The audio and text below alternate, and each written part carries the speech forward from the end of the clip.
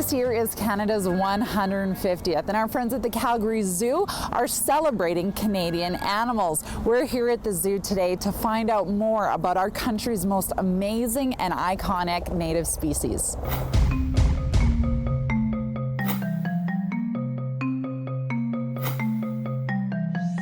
Well, the gray wolf. Now, many of us can't help but think of the howl of a wolf when we're reminded of the call of the wild.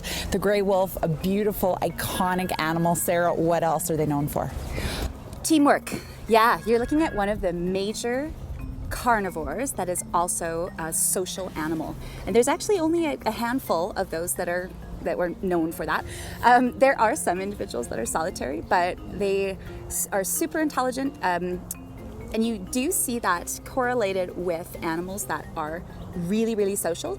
Part of the brain has to be fairly large to be able to read all these little social nuances and where is my place in the pack? How am I expected to relate to this member of the pack versus that one?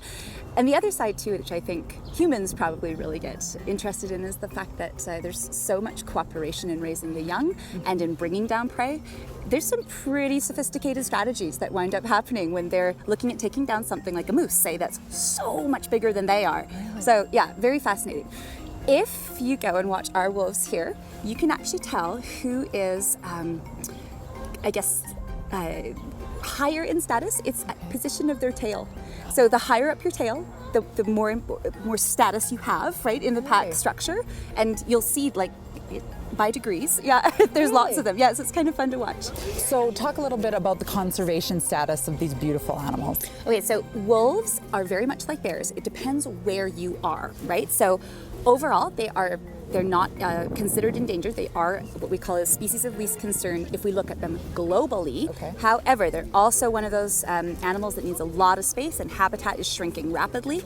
So there are areas where they are completely gone. We are in a pretty good shape up here in Canada in most spaces. Our big challenges with wolves, a lot of it is how are humans using this space and how are we making room for these big carnivores? So for example, ranchers have valid concerns. We need to work with them to address the conservation side of things, but also supporting an important industry too. So those are the kind of things that we're looking at.